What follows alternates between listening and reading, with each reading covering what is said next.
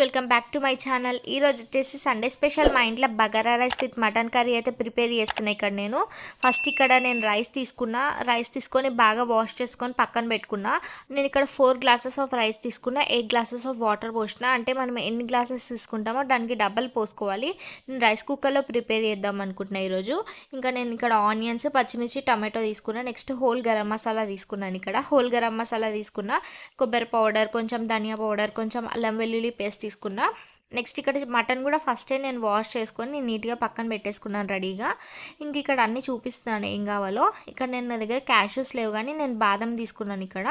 Next ఇక్కడ బాండి పెట్టుకొని కొంచెం ఆయిల్, కొంచెం నెయ్యి 2 యాడ్ చేసుకోవాలి. పచ్చిమిర్చి ఇంకా బిర్యానీ ఆకులు వేసిన తర్వాత ఇది బాగా ఫ్రై అయిన తర్వాత ఇందులో హోల్ గరం మసాలా యాడ్ చేసుకోవాలి. హోల్ గరం మసాలా అంటే మీ అందరికీ తెలిసిందే కదా, దాల్చిన చెక్క, లవంగా, ఇలాచి, షాజీరా అవన్నీ యాడ్ చేసుకోవాలి. నెక్స్ట్ బాదం యాడ్ చేసిన. నెక్స్ట్ ఆనియన్స్ యాడ్ చేస్తున్నా. నేను మటన్ కోసం ఇంకా బగారా రైస్ కోసం అన్ని ముందే రెడీగా పెట్టుకున్నాను కాబట్టి దీనికి కొంచెం అని సమానంగా తీసేసుకున్నాను అన్ని. నెక్స్ట్ వచ్చేసి అల్లం వెల్లుల్లి పేస్ట్, కొబ్బరి పౌడర్ యాడ్ చేసుకొని దీన్ని బాగా ఫ్రై చేసుకోవాలి. దీంట్లోనే కొత్తిమీర, పుదీనా, కరివేపాకు అన్నీ యాడ్ చేశాను. ఇదంతా బాగా ఫ్రై అయిపోయిన తర్వాత కొంచెం ధనియా పౌడర్ యాడ్ చేస్తున్నా ఫైనల్గా అయితే. ఇక్కడ నేను ఆచి బిర్యానీ మసాలా యాడ్ చేస్తున్నా, 1 స్పూన్ వరకు యాడ్ చేసిన. ఇదంతా బాగా ఫ్రై అయిపోయింది కదా, అంతలోపు నేను రైస్ కుక్కర్లో చేస్తున్నా కాబట్టి రైస్ అయితే కొంచెం వాటర్ అయితే మంచిగా హీట్ చేసుకోవాలి. హీట్ అవుతున్న టైంలో ఇదంతా దాంట్లో వేసి కొంచెం కలిపేసి నేనైతే మూత పెట్టేశాను. నేను పప్పు ప్రిపేర్ చేసిన సాటర్డే కాబట్టి దీంట్లో కొంచెం వేడి చేద్దామని చెప్పి కస్తూరి మేతి ఇంకా ఫైనల్గా అయితే కొంచెం కొత్తిమీర వేసి ఇదైతే బాగా హీట్ చేసి ఇంకా పక్కన పెట్టేశాను. పప్పు అయితే చాలా టేస్టీగా వచ్చింది. నేను ఎప్పుడు పప్పు చేసినా కొంచెం ఎక్కువనే చేసుకుంటాను, నాకు పప్పు అంటే చాలా ఇష్టం. నెక్స్ట్ మటన్ కూడా వాష్ చేసుకున్నా కదా, బాండి పెట్టుకొని కొంచెం ఆయిల్ అయితే యాడ్ చేసిన. ఇందులో కొంచెం ఆనియన్స్ యాడ్ చేస్తున్నా. ఆనియన్స్ యాడ్ చేసిన తర్వాత పచ్చిమిర్చి యాడ్ చేసుకోవాలి. నెక్స్ట్ వచ్చేసి ఇదంతా బాగా వేగిన తర్వాత కొంచెం పసుపు యాడ్ చేసిన. పసుపు కొంచెం 1 స్పూన్ వరకు యాడ్ చేసిన. నెక్స్ట్ వచ్చేసి ఇక్కడ ఇదంతా బాగా వేగిన తర్వాత అల్లం వెల్లుల్లి పేస్ట్ వేసి ఇది కూడా బాగా వేగిన తర్వాత టమాటోస్ అయితే యాడ్ చేస్తున్నా. టమాటోస్ అయితే ఒక 2 తీసుకున్నా, ఎందుకంటే తీసుకున్న తర్వాత ఇది కొంచెం వేగిన తర్వాత ఒక 2 స్పూన్స్ వరకు కారం, 1 స్పూన్ వరకు సాల్ట్, కొంచెం ధనియా పౌడర్, కొంచెం గరం మసాలా, కొంచెం మటన్ మసాలా అన్నీ యాడ్ చేసుకోవాలి. యాడ్ చేసుకున్న తర్వాత ఇది కొంచెం బాగా ఫ్రై అయిన తర్వాత దీంట్లోకి నెక్స్ట్ మటన్ యాడ్ చేస్తున్నా. ఇదంతా వాష్ చేసుకున్న మటన్ అయితే యాడ్ చేసుకోవాలి. నేను కుక్కర్లో చేస్తలేనండి, నార్మల్గానే చేస్తున్నా. ఎందుకంటే కుక్కర్లో చేసినప్పుడల్లా మటన్ పీసెస్ అనేది మొత్తం విరిగిపోతున్నాయి ఎక్కువ ఉడికి. అందుకే నేను నార్మల్గానే ప్రిపేర్ చేద్దాం అనుకుంటున్నా ఈరోజు. ఇదైతే బాగా ఫ్రై అయిన తర్వాత ఇందులో గ్రేవీకి సరిపడా వాటర్ వేసుకోవాలి. మటన్ అంటే వాటర్ ఎక్కువనే పడతాయి కదా ఉడకడానికి, అది ఉడకాలి కదా. సో నేను వాటర్ అయితే ఎక్కువనే యాడ్ చేసిన దీంట్లో.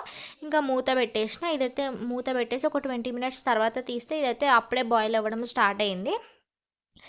ఆలోపు ఇక్కడ కూర్చొని నేనైతే స్నాక్స్ తింటున్నా, చెకోడీలు బాగున్నాయి అని చెప్పి.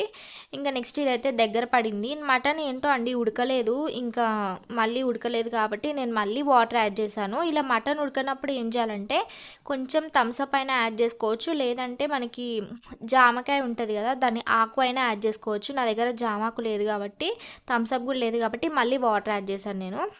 వాటర్ యాడ్ చేసిన తర్వాత ఇదైతే కొంచెం ఉడికింది. ఉడికే టైంలో కొంచెం కస్తూరి మేతి, కొంచెం కొత్తిమీర యాడ్ చేశాను. ఇదైతే బాగా దగ్గర పడింది. ఫైనల్గా మటన్ అయితే అయిపోయింది. అయిపోయిన తర్వాత ఇక్కడైతే అన్ని ఐటమ్స్ అయితే అయిపోయినాయి. చూసారా, మటన్ ఫ్రై అంటే కొంచెం గ్రేవీ కాదు, కొంచెం ఫ్రైలా కాదు, మీడియంగా చేశాను. ఇక్కడ రైస్ అయితే చాలా పొడిగా వచ్చింది. పప్పు, థమ్స్అప్ అయితే ఉండాలి కదా. అన్నీ పెట్టేసుకొని అందరం ఆలోపు మా చెల్లి వచ్చేసింది మా ఇంటికి. మా చెల్లి ఇక్కడ సిగ్గుపడుతుంది వీడియో తీస్తుంటే. నేనైతే ఇక్కడ అందరికీ సర్వ్ చేస్తున్నా. ఈరోజు నా స్పెషల్ వీడియో అని చెప్పాలండి, ఎందుకంటే ఫస్ట్ టైం మా డాడీ నా వీడియోస్లో కనిపించబోతున్నాడు ఈ వీడియోస్లో. అదే నాకు స్పెషల్ వీడియో ఈరోజు. రైస్ అన్నీ బాగా వచ్చాయి ఈరోజు. ఇక్కడైతే సర్వ్ చేసి ఇస్తున్నాను అందరికీ. అదేంటో అండి, నేను సర్వ్ చేయకపోతే ఎవరు తిన్నారు మా ఇంట్లో, నేనే పెట్టి ఇవ్వాలి అందరికీ. అందరికీ పెట్టించేసాను.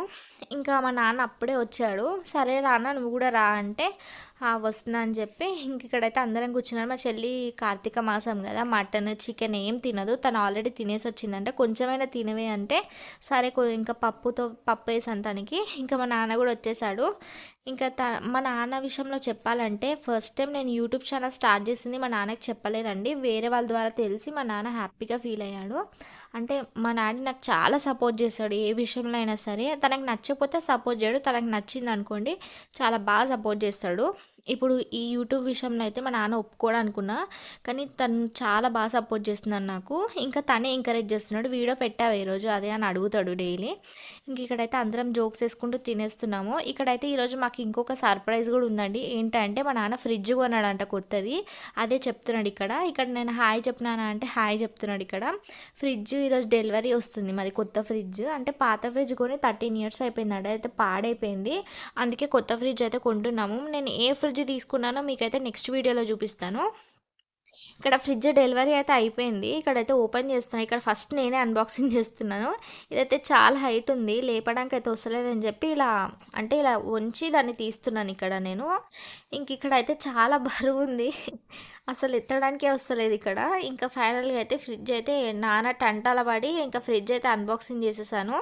ఇక్కడ చూసారా అసలు ఎంత అసలు అంటే మాది పైన రూఫ్ తగిలేస్తుందండి, తీయడానికి రావట్లేదు అని చెప్పి ఇలా ఉంచి తీసాము. ఫైనల్గా అయితే ఫ్రిడ్జ్ అయితే అన్బాక్సింగ్ చేశాను. చాలా బాగుంది కదా ఫ్రిడ్జ్ అయితే. సింగిల్ డోరే తీసుకున్నామండి, దీంట్లో కూడా చాలా బెనిఫిట్స్ ఉన్నాయి.